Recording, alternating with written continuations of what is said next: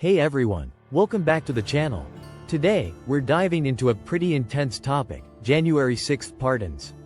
What's the deal with those who was involved, and what might they mean for future political and legal actions? Let's break it down. First, a little context. January 6, 2021, was the day the US Capitol was stormed by supporters of then-President Donald Trump.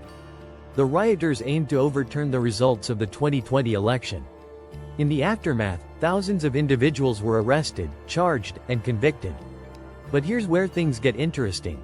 The question of pardons for those involved in the Capitol riot has been a hot topic ever since. Let's explore what's been going on with that. After January 6th, many of the rioters faced serious criminal charges, ranging from trespassing to assaulting law enforcement. While many of the people involved were swiftly arrested and some went through legal proceedings, a number of high-profile political figures began discussing the possibility of pardoning these individuals. Donald Trump, who was president at the time of the riot, hinted multiple times that he might issue pardons to those involved in the storming of the Capitol, especially after leaving office.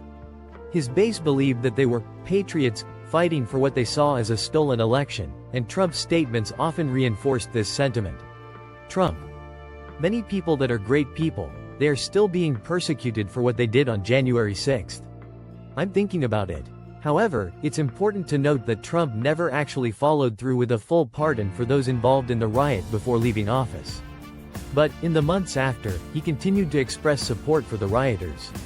Some of his allies also suggested he might eventually issue pardons, especially if he returned to office. Fast forward to 2022 and 2023. Some Republican lawmakers, like Representative Marjorie Taylor Greene and others, have repeatedly called for pardons for those charged in connection with the Capitol attack. Greene even went as far as proposing a bill for full pardons. She and other Trump allies view these individuals as victims of a political witch hunt. Marjorie Taylor Greene. These people are being punished for standing up for this country. Despite these calls, no official pardons have been granted to individuals directly involved in the January 6th events, and the legal system has been steadfast in prosecuting those involved. Over 1,000 individuals have faced charges, and many are serving sentences. Some even received significant jail time, particularly for assaulting police officers or attempting to block the certification of the election. So, why hasn't there been a full pardon yet? Well, there are several reasons. First, the Department of Justice has been pretty clear about its stance on the Capitol attack. The riot wasn't viewed as an act of political dissent, rather, it was seen as a violent and illegal attempt to subvert the democratic process. Issuing pardons could be viewed as undermining the rule of law and sending a message that violent insurrection is acceptable. Public opinion also plays a big role. While some segments of the American public and political figures support pardoning January 6th rioters, others, including many Democrats and moderate Republicans, strongly oppose it. They argue that pardoning those involved would normalize violence and attack the very foundations of U.S. democracy. Looking ahead, the topic of pardons is still likely to remain a key issue, especially as Trump has officially announced his bid for president in 2024. If he returns to office, the question of pardons for January 6th participants could come back to the forefront, especially if he perceives that doing so could energize his base. Some legal experts even predict that future pardons could play a significant role in shaping the political climate leading up to the next election.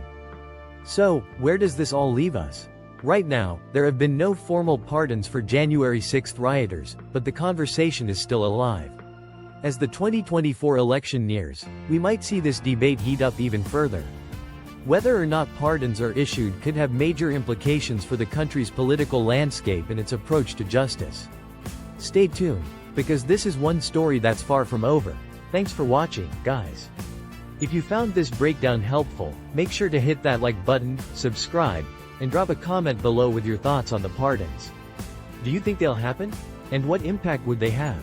We'd love to hear from you.